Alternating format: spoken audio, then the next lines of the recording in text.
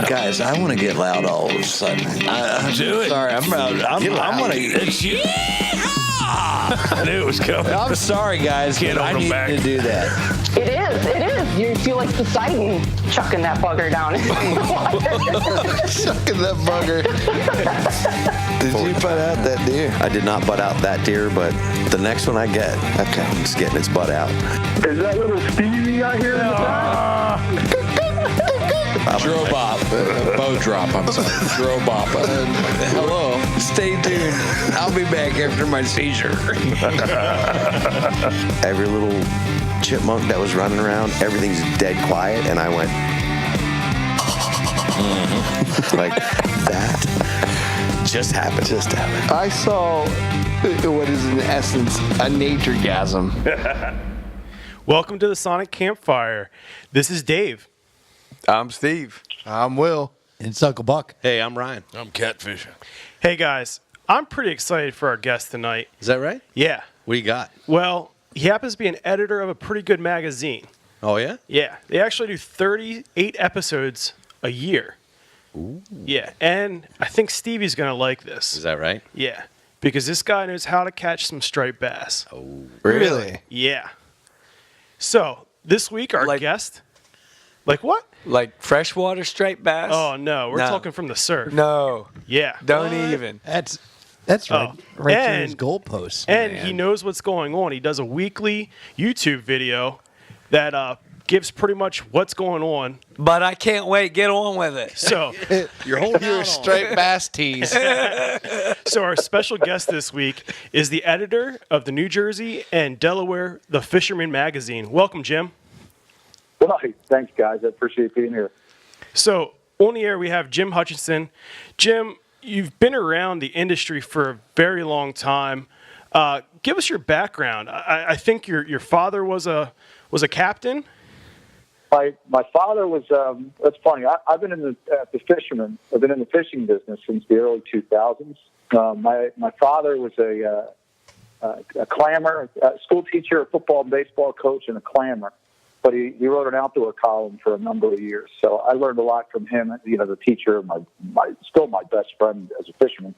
My grandfather actually was a captain in Ocean City. He ran a couple of boats in Ocean City, New Jersey, for years. And Nice. his family was around in Cape May County for a real long time. I just think that I guess salt water's in my veins. But you know, anytime I'm out your way, out in Pennsylvania, I love getting into the streams and lakes out there too. So it's just, you know, fishing gets kind of deep rooted in there. You can't do anything about it. So Jim, your current gig is the editor of the Fisherman Magazine, the New Jersey Delaware edition. What does that entail? It's funny. When I first started at the magazine in 2002, we were a weekly, and we did 48 weekly issues a year. So that was what that entailed, was tracking down articles, working with writers, getting things on a weekly basis, then doing weekly fishing reports. I was always working 3 weeks in advance for the issue, and then on Sunday I'd compile the report. So we'd go to print on Monday, and then I'd start it all over again on Tuesday. Wow. Anyway, That's a lot of work.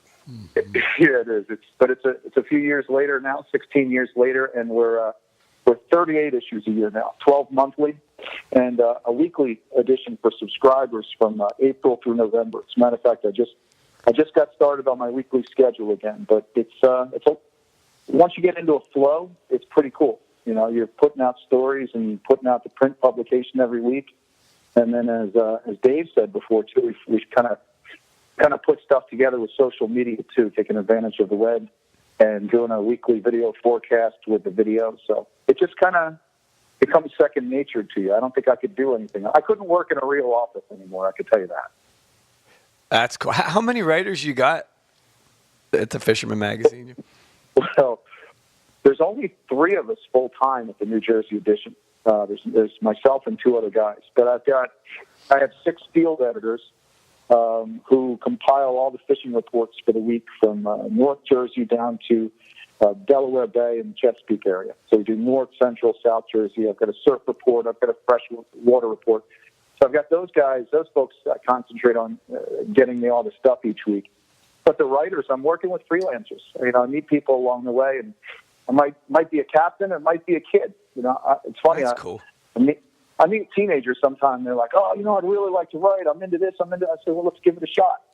I think it's great. And some of the best work I think that's coming out right now are some of the young kids I've got writing, and they're fishing around the clock, and they're really hardcore. So it's all freelance based. So that's what's pretty cool.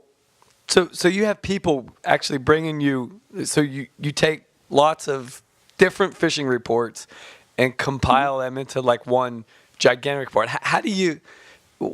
I guess my real question is, why do people tell you what they're catching and how they're catching it? You want to tap into that? Because You just want people to tell I'm you. looking for some advice on how I can get people to get that information to me without asking. So that becomes the hardest part of the job. When the Fisherman was first started, we're 52 years old. It was started in 1966.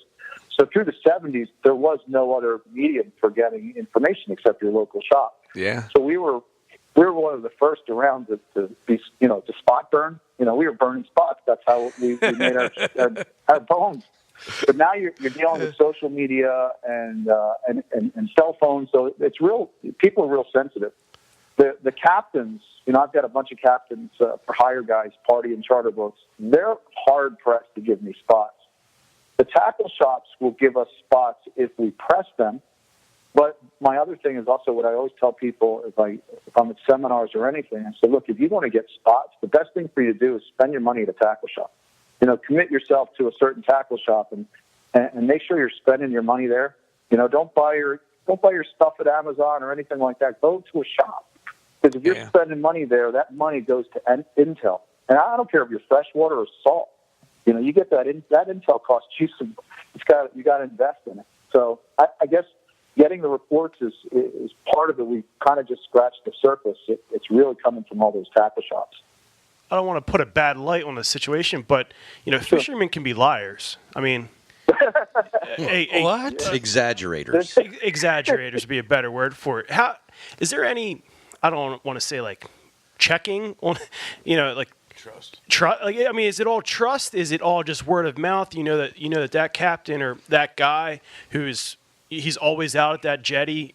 He knows what's going on, so you can trust his report, or how does that work? It's a good question because I think when I first started writing, I was 17 years old. I was in high school, 16 actually. I was in between playing football and baseball. During the winter, I didn't have anything. I started getting into writing about basketball and wrestling and taking pictures. So I kind of learned from a journalistic background. I've been fishing my whole life, but I've applied that. So if I'm getting reports from Captain Joe is giving me the reports. I'm just reporting on it. So I'm not glossing over this, but I'm getting what he says and I'm passing along to readers. Now, what happens every once in a while is a reader calls me up and he says, I was fishing with Captain Joe last Saturday. Joe gave you a report and said, we caught fish at the Red Church and we were banging them. I'll tell you what, we were 8 miles away from there. We didn't catch anything.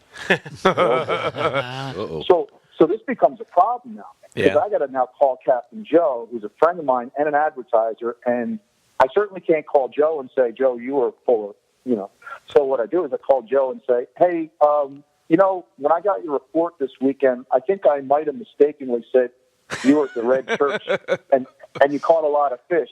Because I had a reader call me and tell me that wasn't true. Did I make a mistake? And Joe will usually tell me, yeah, you screwed that one up. Don't let it happen again. And I say, you got it, Cap. and it typically doesn't happen again, because, we got, you know what I mean? You got to be subtle. You got to be careful about that. You certainly don't want to, and that's the way it is in life. You got to be kind of diplomatic with everything. Yeah. So. Yeah, I actually. Go ahead. No, I was just gonna say we get called, we get checked on, and I gotta make that difficult phone call. It's really hard, but we get called up to the mat every once in a while. Yeah, I went fishing in the Chesapeake Bay this past weekend. Here comes the Stevie report. Based off of wait for the exaggeration. Based off of reports that I had read that I thought were suspect, and they were suspect. I don't know what you're talking about. I caught lots of stripers down there this weekend. You didn't see me on the jetty right beside you? I did not. Must have been dreaming again. How many of you guys get down to the shore? I said the shore. How many guys get down to fish for stripers in Jersey? You guys like doing that? Well, we don't typically get to Jersey. We fish a lot of Maryland waters. Great. Yeah, but we do get probably down a should. few times a year. Yeah, I don't know why we don't go to New Jersey. Delaware, Ocean City. Yeah. We fish around the Bay Bridge there at right there over the Route 50 bridge, the Bay Bridge. I had worked in Lancaster, Pennsylvania I did an internship, but I remember the friends that I had out there, it was always a matter of saying, you're going to go to South Jersey, or you're going to go to Delmarva Peninsula. And that was you're kind of in a unique position because in a way you can follow the reports. Talking about reports, where's the action? Figure out where you guys are going to go, right? Yeah. But I'd like to see the Susquehanna Flats turn on again. It has been a long time. I'm kind of hoping to see that fishery explode again sometime. It has. Bringing that up is. I just was talking to a few fishermen about them going to the Susquehanna Flats last year and for literally striking out for 2 weeks on the same stretch that we generally catch monsters. I mean, like legendary type trophy stripers that come up in there into the mouth of Susquehanna, going up into Port Deposit, and it really. From anybody that I know that fishes there, it really wasn't on fire last year. So the year before that, I guess, wasn't so hot either. What do you suppose that's all about? I don't know. I guess in an overall sense, and I don't even know if this has any input on it, but I'm always worried about the health of the Chesapeake. Yeah. We had we're successful out on the coastal states outside of Virginia in getting those bunker reduction boats out of state waters. The folks that are based out of Virginia. Yes.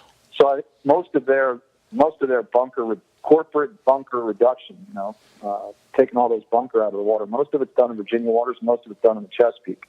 So if you don't have bunker, you don't have clean water. If you don't have clean water, it's going to impact the striper migration. But I don't know. We see it along the coast as well. A lot of surfcasters from. Let's say from Central Jersey up to Montauk have noticed that there's been a lack of stripers along the surf. Meanwhile, in Atlantic and Cape May County in Delaware Bay, most of the boaters will tell you what happened to them. They haven't been around since Sandy. So I don't know. It's not just the Susquehanna Flats; it's other areas too. Well, being down on the Susquehanna Flats, if you come up into the river to Port Deposit, one of the things is. Like, we used to be able to fish with shad, herring, and bunker. And last time I was down in Port Deposit, they put an end to that. Like, you can't fish with you couldn't have it on your boat. Like cut bait, right? Really? Correct. And that's how we used to catch them. We used to throw like full shad, full herring out, and even cut bunker.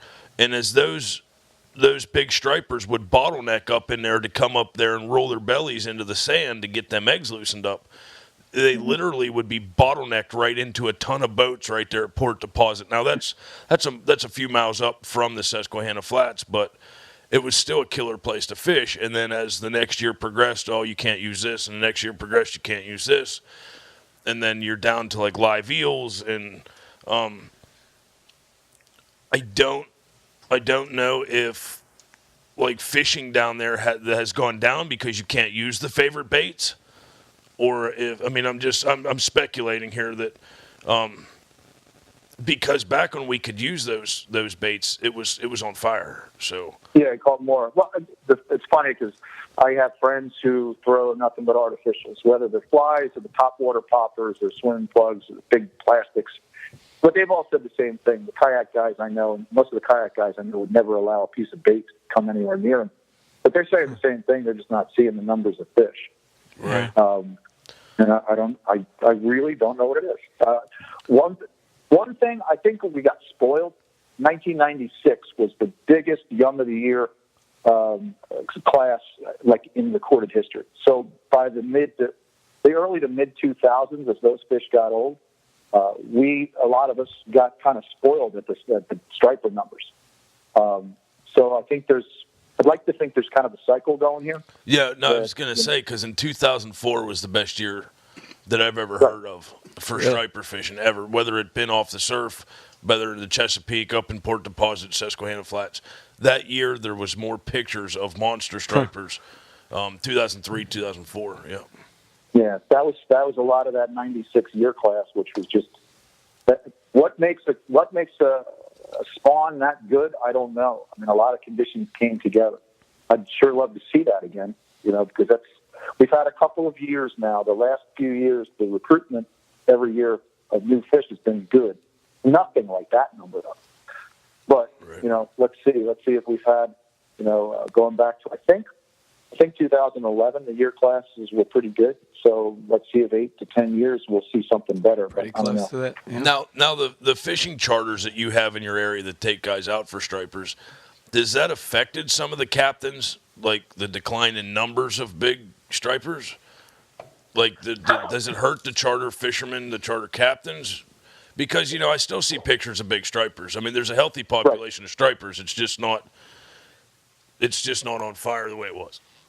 Sure. I think it's going to affect it. It does affect some captains who have a certain way of fishing.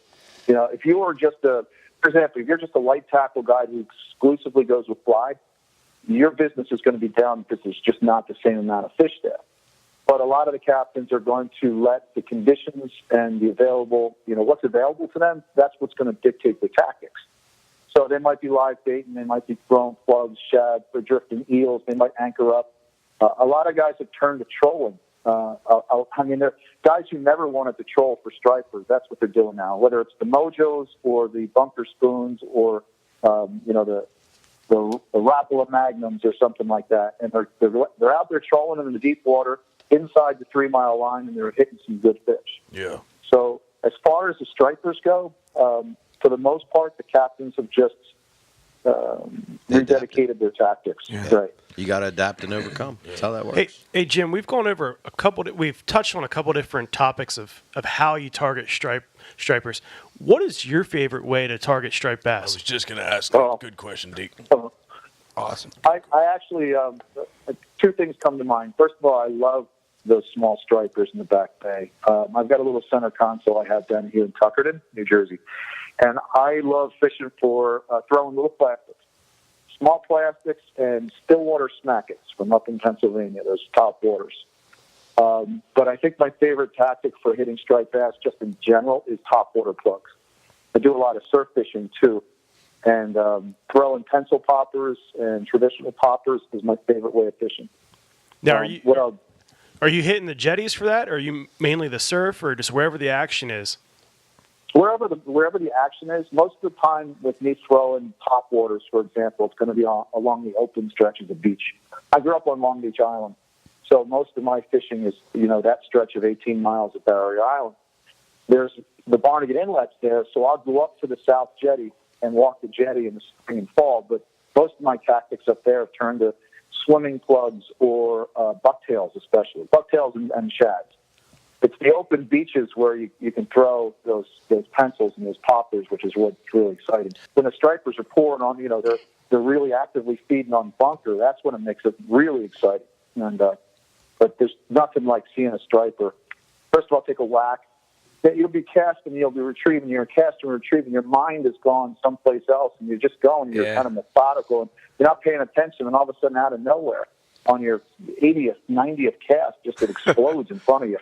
It's awesome. I love that. Yeah, it's like legal cocaine. I hate to say it, but it's a drug. It wakes you up. It's a euphoric feeling when that water explodes. Yeah. Jim, could you talk about, and you don't have to answer this if you don't want to, but what type of equipment do you use? Whose rods, whose reels are you using?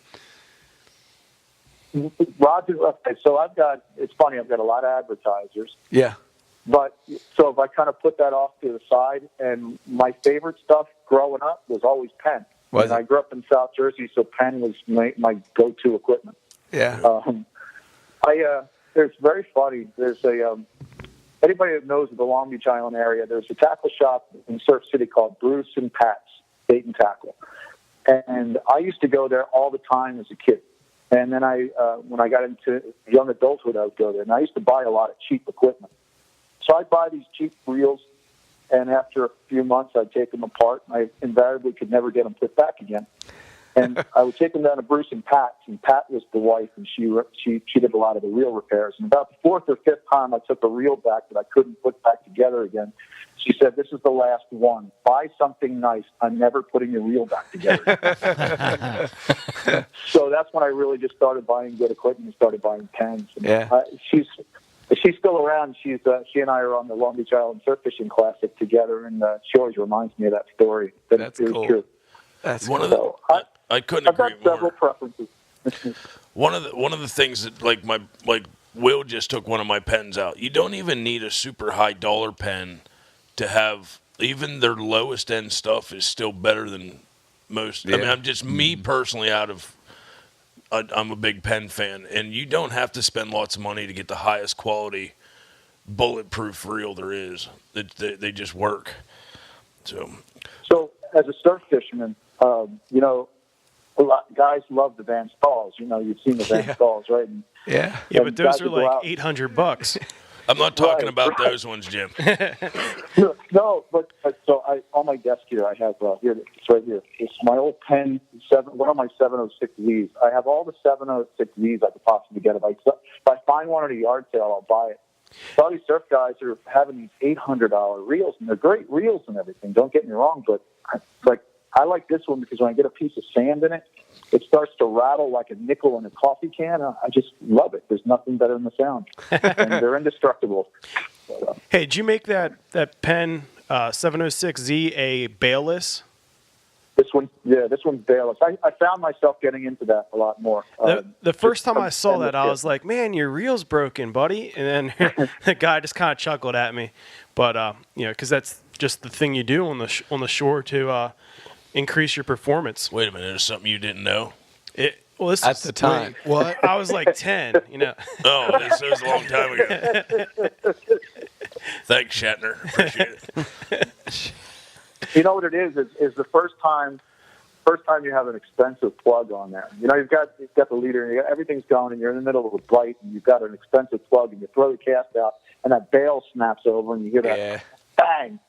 At that point, it's like, bailless does make sense. Yeah. But, Too, that's just for surf fishing. too, Right. Jim, I don't know where it's like in Jersey, but in Ocean City, when there's a striper blitz and I'm on the beach and I can see the water exploding and bubbling, it's always 40, 50 yards from where I can cast. Literally right out of range. And even if I wade out to my chest and try to drown in October, Still can't make it. can't make it there. Honest to God, I even tried to put a pyramid weight on my topwater plug once just to hope they hit it when it hit the water, and it just didn't happen. But have you ever witnessed that and actually been able to throw a plug into one of them striper blitzes? Because my God, yes. I haven't had that opportunity. So So the first time I went to Montauk, and I just started the Fisherman Magazine. I think it was like 2003, and it was the height of the bass run that we were talking about. Yeah. And Montauk is legendary. It's all the farthest east in Long Island you can go, under the lighthouse. It's a rocky coast. And some friends had taken me, and you can stand on the bluffs and look at the bunker schools and the stripers that are piling on it. Whitewater here, whitewater there. It's just amazing. So we got into this one little mix where the bass came in, and we were up to our waist. And quite literally, the stripers were swimming in between my legs. They would swim into you. You'd almost lose your balance. And when you cast the lure, you couldn't cast into the school because you'd hook the fish in the back. So you're trying really carefully to put your bait around the school so you didn't foul hook one of these stripers. And after like the umpteenth fish, I stopped and I went back to the beach, and I just started laughing. And my friend, who was used to this, he goes, "What are you doing? You got to come back catch these fish." I was like, "This is stupid. I've never seen anything like this. This is ridiculous." Yeah. So, and it was the funniest thing I've ever seen. And getting into one of those, they still happen. And that's the one time I fish alone a lot, and I enjoy surf fishing alone. But it's when I get into something like that, that's the time I wish somebody was there to experience it with me, because it is really it's unbelievable. Most of the times, they are out of cast. That's Murphy's Law. But when you get them right inside and right where they're supposed to be, there's nothing like it. I surf fish alone a lot too until I met Stevie, and then Stevie shows up and brings food and bait lunchtime. and he brings snacks, and now I'm not so much into fishing alone anymore. Right on. I never fish on piers by myself. I always take Stevie, though. Yeah. Stevie's the good luck charm on piers. Yeah, you boys do have good great. luck on piers. He's got like a pier setup. Like it looks like a hollowed out Volkswagen Bug. Oh, the cart. The pier wagon.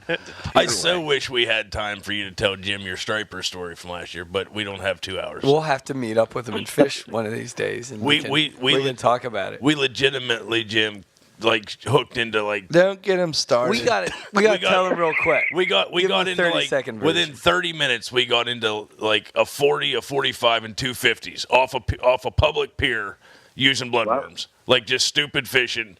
Everybody on the pier was crowding around us, and we had matching Rutten River shirts on, and they were like, "Who are these guys?" And we're like, "We're Rutten River. We're here." But it was just stupid dumb luck, and these were just monster stripers that we tried to get in. And of course, the one day Stevie don't bring a pier net. I didn't bring it. We're hanging upside down, holding ankles, trying to grab these fish from the top of the pier. Line them with braid. Yeah, it was. It was like the Cirque du Soleil. Oh my gosh. They broke 60, 80-pound mono knots out that were tied on. Yeah, they were nice fish. Super fun. Yeah, that's sure what. These are bloodworms, you said? Yeah, this was in the bay. This was last April in the bay. So casting in the same spot from the pier within an hour, I think we had 4 or 5 monsters on it. Hey, Jim, we concentrated a lot on striper fishing, but there's a lot of other great species to get onto when you're on the coast. No. Well, there's one that lays on its side that I love. Oh, no, go ahead. I like flounder fishing. I love flounder fishing. They're weird. Halibut? Baby halibuts. What other species do you like to target? I'm like everybody else. I love flounder fishing. Absolutely love it. That's what I grew up doing. I think most of our readers. I think by far, the summer flounder is the most popular species of recreational fish in New Jersey, without a doubt. And I think that's because there's so many different ways you can fish for them, and they're damn tasty too. I see it. I mean, I see a ton of kayak fishermen fishing out of New Jersey on YouTube for flounder. There's a lot of guys fishing out of their kayaks for flounder. Well, you know what's great about it is when you get them in the back bay, for example, and a lot of guys keep the boat in the marina or in the backyard, and we jump in the boat for the weekend because we had a long work week, got the cooler filled and bait and all the gears on, and we put the throttle down, and we go 8 miles to go to our fluke spot. It's like all the water that you just passed over. There's so many great spots. We cruise over fish all the time. The kayaker, he comes in and he drops the kayak in, and he's fishing all those spots where the guy just streamed past. You know, I've heard so many stories of fishing near cleaning stations and marinas, but they're in those back areas, those flats, and it's a great place to fish. So with that kayak, you can get into all kinds of skinny water, and then get over a little sandbar or a little shoal, and then get into some of these holes where nobody else could get. So that's what's really made kayak fishing so popular, especially in South Jersey. Yeah. I tell you what, catching one of those doormats too on light tackle, they fight. People don't realize for being a flat fish, weird googly-eyed flat fish, they put up a good fight. Well, and I've learned too. And when I was a kid, I was told to, we had this flounder rig with all the different beads and blades and everything. And you put the bait out, and you had a live minnow, and you put the squid out. And Dad said, when you feel a bite, bow to the fish, and then you set the hook and bring it in. So what we've realized, though, is it really is an aggressive fish. So now we're using light bucktails, real light tackle, the lightest braid we can get away with. And you're moving the rod the whole time. And the more action you give that bucktail, a lot of times you're getting better action. So it's not just that dragging bait along and sitting back and having a sandwich, but being connected with real light tackle. You mentioned tackle that I like now. The folks at Tsunami, for example, a free plug here, but they've got this slim wave rod that is like nanotechnology, real light tackle. All the manufacturers now are coming out with the lightest tackle, and the spinning reels. They're just they're so much better than anything that we used 20 years ago. And everything is so light, but so powerful. So it makes fishing for flounder a lot more fun because you can scale down and you're active the whole time, and you're actually eliciting those real aggressive hits from fluke. And they're very aggressive. Conflict 2. Excuse me. You all right? Yeah, I'm all right. Did you happen to pick up a Conflict 2? No, I don't have one of those yet. Oh. Do you guys have one spare? Will might have a couple of them. I made a joke the other day that they're just made out of leftover like F1 racer parts. They're all carbon fiber and I think I read that. Tungsten or titanium, whatever. Everything is so light, but it's so strong, it's so durable. But it's made a lot of ways fishing more comfortable. You said about the jigging for flounder. If you're not using a lighter setup, you're going to get tired quick. Exactly, because you got to keep it moving. Braid has made things so much easier because now you can get away with using a lighter sinker or a lighter jig, a lighter bucktail, because you don't have the same amount of water resistance because you're using a thinner line. So now you can bucktail in really deep, heavy current. You've got a better connection to your offering, and if you're using braid, you want to feel the bite. And if you want to feel the bite, you got to hold the rod reel the whole time. If you're going to hold the rod reel the whole time, you don't want to be tired. So the fact that everything has now been put together like this, it's like you can hold this thing all day long. It becomes like another appendage. It's just a party. You can't feel comfortable without holding it. Those suckers are hard. They're hard to hook sometimes too. I like throwing like an eyed jig head, a jig head with an eye in it, and then like a 4-inch paddle tail or like a Kitech, something like that. But like working it off the bottom, they'll rip those soft baits in half. Absolutely. A ton of times before you really get on to, okay, does he have it or doesn't he have it? Because I think he has it. I set the hook, and he just had the tail. They love biting minnows in half. That's what I find like attractive on fishing for flounder is I miss more flounder than I hook. And I just might be a crappy flounder fisherman. But I mean, you don't want to admit that. I'm not admitting it. I was just trying to say I'm a good crappie fisherman. We might have to cut that one out.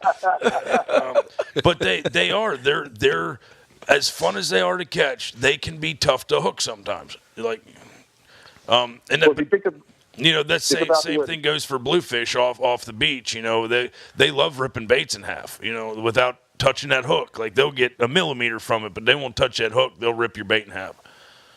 Here you go. I'll give you the most challenging fish as far as I'm concerned in our local waters. You guys get down to Ocean City quite a bit. You jump on a boat and go out fishing for tog. To me is the most frustrating. No, I hate tog. There is. They're dead to me. That's right. You can't hook them.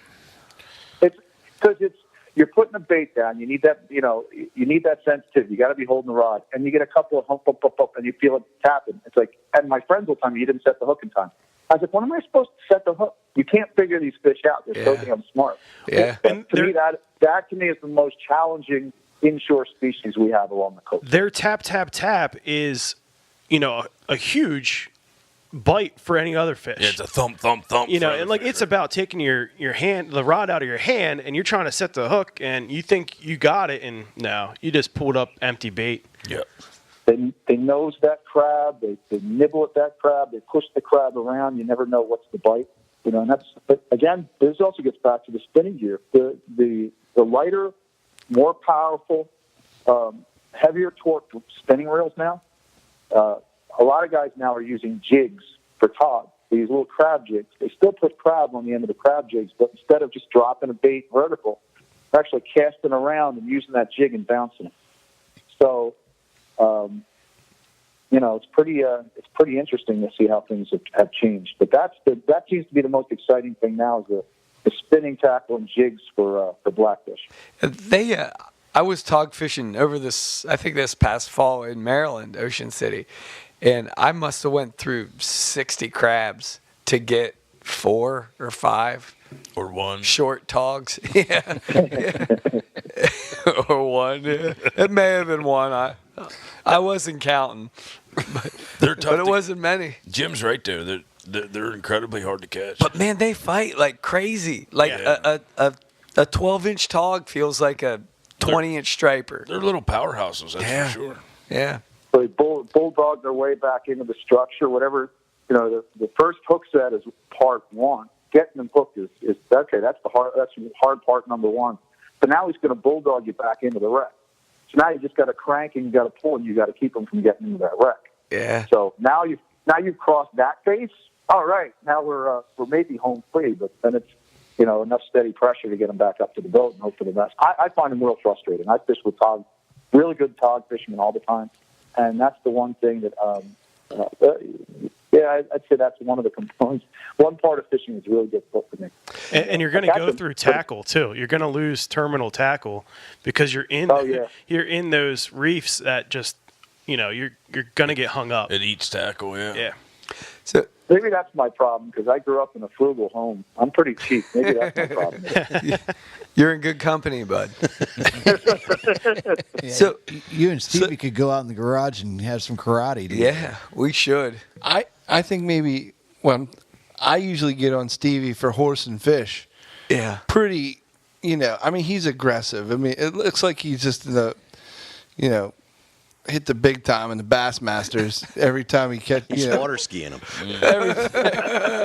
Every time he gets a nibble, and maybe, just maybe, when you're tog fishing, you got me in your ear, and you're not horsing the tog. The only time he's listening to you. It could be. It could be. Let's get off the tog subject here. I'm feeling a little abused. Well, let me ask you a question. Regarding these setups. Okay, and we talked about the braid and the sensitivity of the line, so you can feel everything, but it's got less diameter and it's more durable. Mm-hmm. From the world or the perspective really of somebody who's new to bass fishing for largemouth in Pennsylvania, if I'm going to put braid on a spool, I'm also going to tie on some fluoro leader to try to hide the line. Is that something you guys are doing when you're jigging for the halibut, or the baby halibuts? Or are you putting your tackle right, or your terminal tackle right onto the braid? How's that setup look? It all depends. Like for tog, as one example, guys will tell you have to use fluoro. Well, I don't believe that you do. I think you could use mono. And mono is tougher with abrasion resistance than fluoro is. Fluoro gets a couple of nicks and it goes faster. Fluke, if I'm fishing in shallow water, I want the most clarity I can, so I'm going to tie off a long dropper of fluoro, the lightest fluoro I think I can get away with.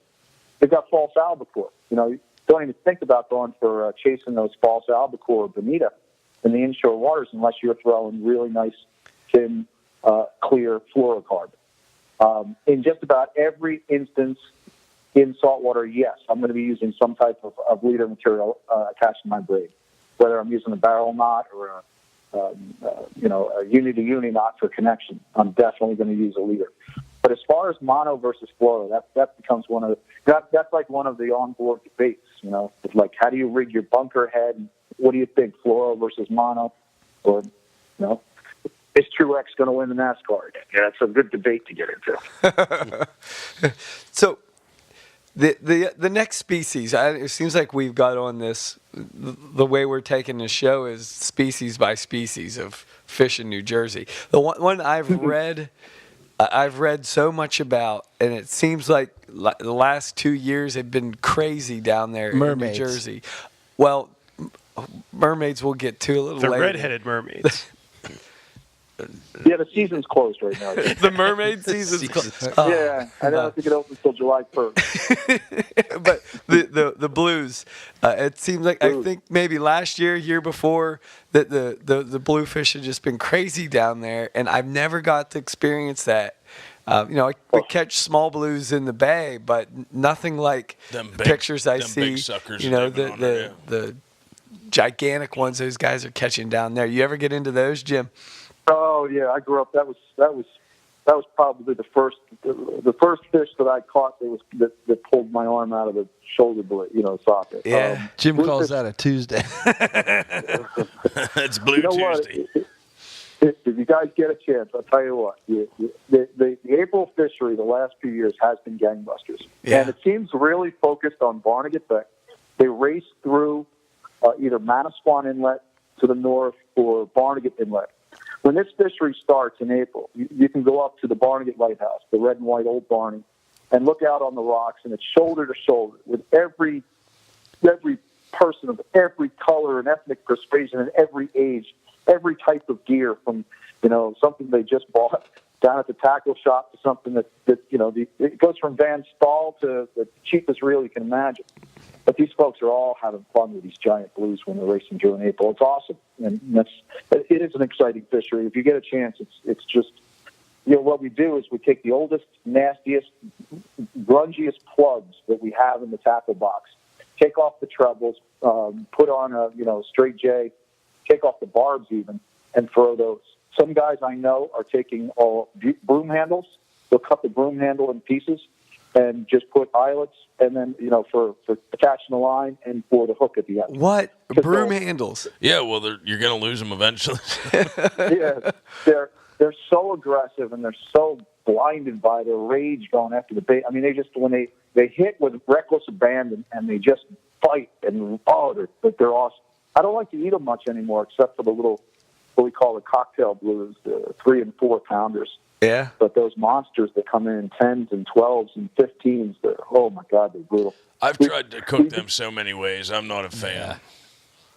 And I grew up eating them. I mean, I remember we ate them in every way possible. I just don't eat it anymore. But usually in the spring we get these racers. They're real lean. They're real lean and just hungry. But the last couple of springs we've had some real monsters coming in. It's pretty cool. I'm looking at Barnegat Bay right now on the map and trying to find out So where how we're many gonna feet be heading. exactly to the left of the lighthouse? That's what he's asking me. You want to take Route 72 right across the bridge to Ship Bottom, turn left, and go all the way to the end. Find yourself a place to park and get out there on that jetty. Harvey Yeah, Cedars. Is that Yep. go through? Oh, Past man. Harvey Cedars. Okay. Make all sure the you way put to a the end. star on that, Steve. Oh my goodness, buddy! Tell everybody Here we when go. you're going to be there too. This is I told you I can burn spots sometimes. right on. Yeah, burn Well, spots you're are the aces best with of 'em. me, bud. Stevie's going to have his Lowe's credit card out buying brooms tomorrow. I'm running to Lowe's to buy 30 brooms to chop them up. Oh, his Amish neighbor is going to be working overtime. Up to production, buddy. Either that or his job, his employer is going to be missing a lot of brooms Stealing broom handles out from of the work. janitor closets. Just go in and get those old plugs that you throw them before, and you're like, oh, this plug I threw, it really sucks. I've never caught anything. That's all right. It'll catch a bluefish. Oh, That's awesome. that's cool. I lost one of my favorite topwater plugs on a bluefish at like 2 a.m. under the lights. He came up and tried to hit the plug and missed. He hit the leader, and I just watched the current it was going and going. And here's the crazy thing. I ran down while I was tying on another topwater plug, and I actually got it back. And then I cut that topwater plug off, put my favorite topwater plug on, threw it back out. Sure enough, didn't it happen again? They are blinded rage. They just come up and smash. They're like that Nat Geo when you see the great white shark come up and he misses, but it's just intense. I call them the Phil Buckman of the fish world. Full of rage. Are they protecting territory? Or are they that hungry, or is it they're having fun? I mean, eating. Yes, they play. They play with their prey. They're very aggressive. It's called rugby in the fish world. Okay, all right. No. When they come in the spring, they are real. They are real lean typically, but they come in and they're just looking to eat. They're just looking to fatten up. But you get into these bluefish blitzes.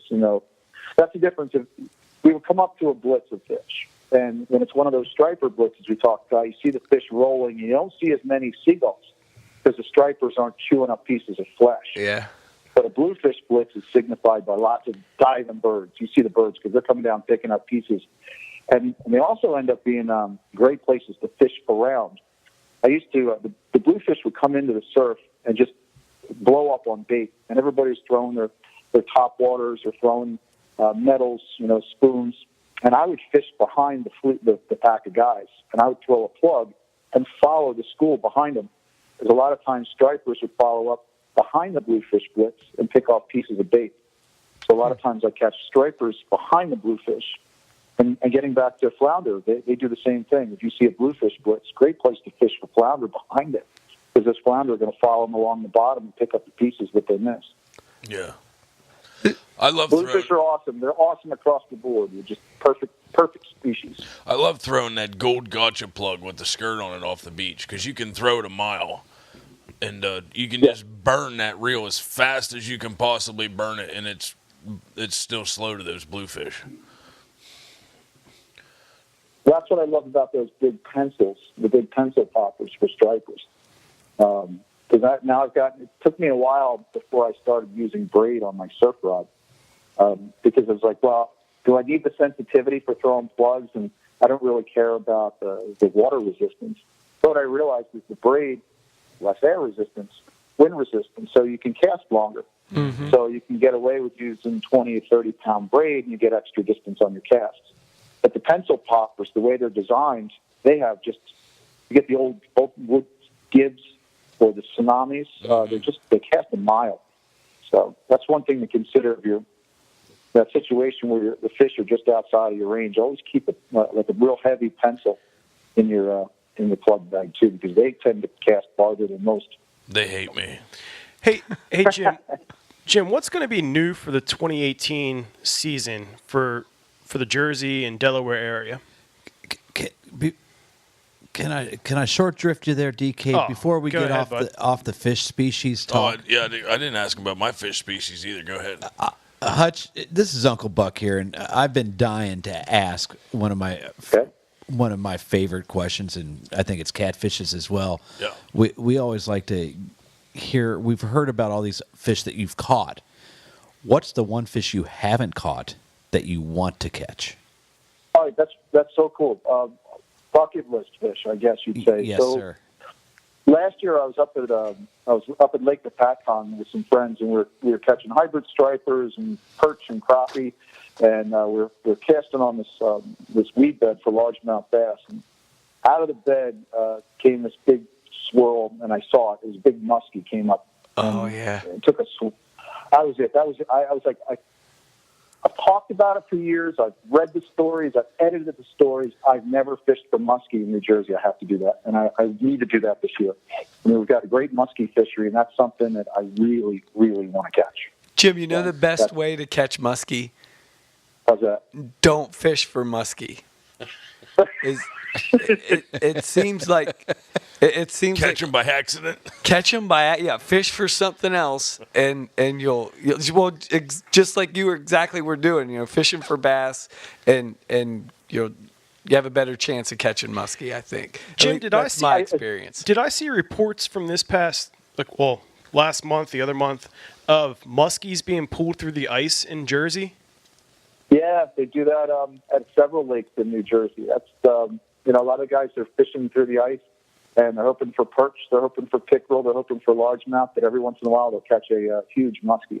I think, if I'm not mistaken, I think the state record muskie in New Jersey was caught through the ice just a few years ago. I think our friend Josh from Pocono Outdoors Guy actually ice fishes in New Jersey. Oh yeah, for muskie. Yeah. I don't. Steve would know his spot. Yeah. I don't picture ice fishing in Jersey, and then for muskie too. It's a double whammy of that's crazy. It's the first I've heard of muskie in New Jersey. I don't want to talk about muskie anymore. What do you want? Moving on. What do you want to talk about? Muskie hate me too. You can't catch one. Sorry, catfish. I love going down to Ocean City, Maryland, fishing off the beach for sharks. Even spending the night fishing for them.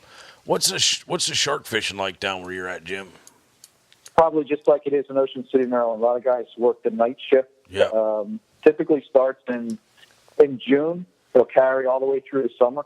And there's a lot of different beaches where guys fish for them. There's some places in Atlantic and Cape May County. Brigantine's a pretty good spot for them. Long Beach Island and a lot of the Ocean County beaches as well, like up Seaside and Lavalette. But guys will you go with the steel leader, chunks of bunker, put it out, real real heavy equipment. There's some big sharks that get in there. Yeah. The problem has been, this is what's frustrating for me, is that the brown sharks, which are the most prevalent in the surf, are restricted. You're not even allowed to fish for them. So we get sand tigers. You're not allowed to fish for sand tigers. You're not allowed to fish for browns. So a lot of the guys go out there and they go fishing for makos. You're never going to be inshore, but we stumbled into a brown that I had to release. Right. But it is, it's great. You just like you were talking about in Ocean City. A lot of these beaches do the same thing. A lot of guys do it throughout the night. They'll hang out on the beach all night long. Greatest thing about most of the Jersey beaches, most of them I say, is that beaches are open overnight. As long as you're cool and you're not drinking or doing anything bad, they'll let you fish throughout the night. Yeah, they don't. Great way to spend the evening. They don't mess with me not in Ocean City either, right? They don't care if I'm out there. I tell you a quick testimonial to shameless plug to Penn, but I literally was sitting in my chair and just got both my surf rods out at night. I put a small glow stick at the tip of my rods because I like to sit in the dark. I put my sand holders in the sand and I popped my rods in, casted them out as far as I could cast them. Because this night I didn't take the bait out. I just casted, and it was really low tide, so I figured as the tide came in, I'd be good. Put both rods in. Sure enough, in the dark when you're looking at Instagram and your phone's in your face, you can't see anything else. The fog rolled in. Phone was dying from looking at Instagram. Looked over to the right rod. That's so good. Looked over for the left rod. It was gone. They literally pulled the sand spike, and I followed just like this V in the sand the whole way down to the water. Wow. And went down, and it was halfway in the water, and grabbed this rod and set the hook, and obviously there was nothing there. But sure enough, I had about 6.5, buckets full of sand inside this pen, and I had to take it back and put it in a sand spike. But literally took it back to the house, the outside shower, ran it through the outside shower. To this day, it still runs perfect. Just cleaned it up. I'm really happy I didn't lose that rod, but. If I'd have been paying attention and not on Instagram, I probably would have had a pretty decent shark because it drug that rod 35, 40 feet down the beach. Dang. Had no clue it pulled it out right beside me. Sand spike was 3 feet from me. You know what? I remember that. I didn't even see the green glow stick going down the beach. I must have been really Instagramming it that night. You were. I remember that night. I really try whenever I can to leave my cell phone someplace where I don't take it while I'm fishing because. And it does the same thing to me. I've gotten hung up a couple of times, literally, by bringing that stupid phone with me while I'm fishing. Yeah. So. Well, now you tell me. Jim, it should be the reverse. In general, Jim, what are the rules for fishing on the beaches in New Jersey? Rules for fishing on the beach during the day. Each town has its own rules. Okay. There's some beaches, some towns won't let you fish during the day at all during the summer. They have buggy permits, buggy rules. So most of the towns and municipalities will allow you to drive on the beach with a permit in the fall, September through the end of the year. Actually, in the part of the spring. There's other beaches like the national parks. Holgate is at the southern tip of Long Beach Island, for example. That's closed in the spring. You can't even access it because of the birds nesting, but it'll open in the fall so you can get foot access and buggy access. New Jersey's really great in terms of angler access. We're always up against a fight here and there. There's a town up in Monmouth County where they just got all kinds of sandy money to replenish their beaches, and now they want to make their streets private so you can't park there. Wow. But we have groups that are constantly fighting these things. We've got guys that will mobilize and show up at town meetings, a couple of hundred strong, and just shut the meeting down. So we're always under attack. But for the most part, I'm pretty happy with New Jersey access rights. They're protecting that. Do they have these fenced-off, protected dune areas there on the beaches? Yes. So what's like the rules about hanging hammocks in there in New Jersey? They don't like that in Ocean City, Maryland. I'm just saying. Not from the dunes, no. Yeah. There wasn't any other trees around. I mean, it wasn't hurting anything. So if we were to make one trip down to New Jersey this year as a group, when should we go and where would we go? And Are you for asking what? for a crystal ball too, bud? Yeah. Well, not the exact date and time, He's but been in this in long enough general. that he's pretty much the crystal ball of New Jersey. That's what it's. Yeah, well, I'm talking to the crystal ball here Okay, in New sorry. Jersey there, bud. I'll take you through, give you a couple of different options. So Okay. in May, for example, you can get to Cape May and you guys get out on one of the charter boats and, book yourself a boat. Get out for black drum, inshore fish that gets up to 80, 100 pounds. You're catching them inshore. Giant monsters. That May bite is fantastic out of Cape May County. But the funny If thing, you're aren't they looking- actually going across the bay over to Delaware most of the time on those on that bite? Both of them. You can go to either state. You can head out of Lewis Harbor, or you can head out of Cape May. There's sometimes on the over near Slaughter Beach. There's sometimes over inside Cape May. Yeah, that's great on either side at Okay. Delaware or Cape May. But that's a unique fishery because they're you can hear them sometimes underneath you. When there's a big school, you can sometimes hear them through the floor of the fiberglass, and they're immense fish. Cape May is where I learned that if you get there first, you get the back corners of the charter boat. Oh, nice. And the captain literally showed up an hour, like 2 hours before everybody else, not the captain, but the first mate, and asked us what we were doing on his captain's boat. And the guy that took me down there and said, I know a place in Cape May to get on this charter boat, the head boat. Come on.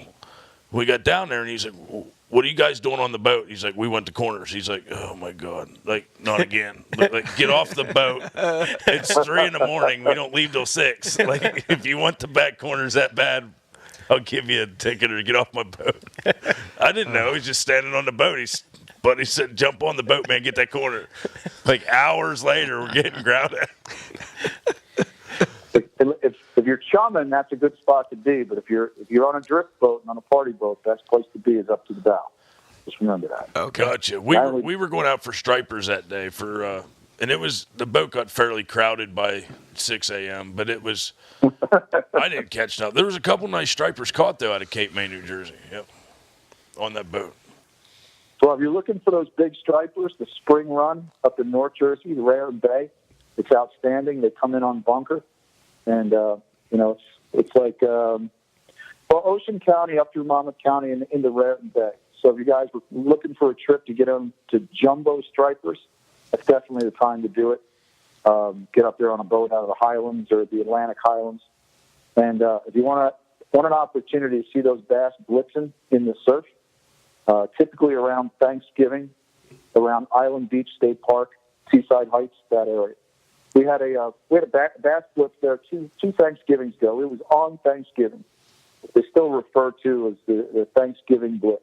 It's just that's all you have to say. And it was unbelievable with bass and bunker rolling.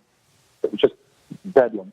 All I'm picturing is that like some guy was sitting down for Thanksgiving, and he got a text from his buddy saying the blitz is on, and he just runs out. He gone. He knocks a turkey off the table, kicks his grandma out of the way. Yeah. Granny, you're in the way. His wife still doesn't talk to him. Got to get out the door. It was worth it, though, right? The sacrifices we make. So it was you, Jim. I slept on the couch quite a bit because of my fishing habit. You're not making this one trip this year very easy, Jim. So far, we've got 3 or 4 already. I'm just giving you options. The books. Don't stop them now. I like these options. Well, if you're ever down in the Tuckerton area, give me a shout. We'll get out and fish Back Bay for flounder, too. Oh, yeah. Got a couple little spots here. You let me know when you're down there. Can we bring the kayaks for that, or are you going to take We'll that see you on Saturday. We could do that. There's a couple of nice places to launch it. You just got to watch the time of year you get down. It's either going to be the gnats, the mosquitoes, or the greenheads. But as long as you can tough it through that, you're good. I'll take the gnats. Gnats are good. Yeah, gnats are good. Jim, what's new for 2018 on the Jersey Shore in Delaware?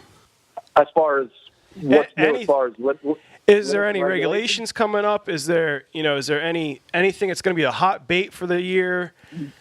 No, not really.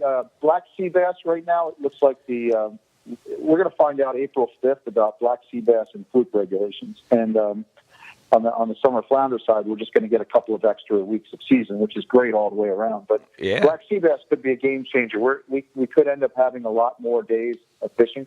So that looks to be the best. Delaware, for example, they get an opportunity. We'll be lowering the size limit on flounder by half an inch. So that's going to be good news in Delaware. But cool. That's really kind of about it. We're just waiting to find out when and where these fish show up. The big thing at this time. That's perfect. So, Jim, we're about bouncing up on time. How can our listeners find you, find the Fisherman Magazine? Share your links with us so our listeners can find you. Sure, it's very easy. Thefisherman.com is probably the best way to find us. And as you get closer to Philadelphia, New Jersey, you just go to any Wawa, pick up the Fisherman Magazine. It's always in stands there. But fisherman.com is the way to find us. You know what Jim just said, though? I always know when it's time to fish saltwater when I hit a Wawa. When I hit the Wawa, I always see saltwater boats, and I know it's time to fish. I have no idea what I did 20 years ago without these stores. Wawa's where it's at. I mean, up here we have sheets and rudders, but there's something special about Wawa. It's just the salt air smell is where it's at. Oh, cool. Jim, it was great to talk to you. We thank you for your time. Boys, where can our listeners find us? You can check us out at www.ruttenriverpursuits.com. Always, you can download the podcast on iTunes, Google Play, Stitcher, Castbox. Make sure you follow us on Facebook and Twitter at R2 Pursuits or on Instagram as Rutten River Pursuits. And check out our YouTube channel under Rutten River Pursuits Podcast. Thanks, Jim. Thanks, Jim. Thank you, guys. Rig 'em weedless.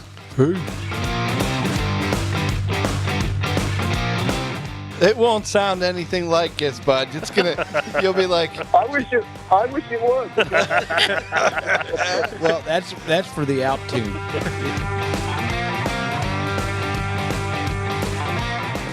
I miss more flounder than I hook, and I just might be a crappy flounder fisherman. But I mean, you don't want to admit that. I'm not admitting it. I was trying to say I'm a good crappie fisherman. We might have to cut that one out.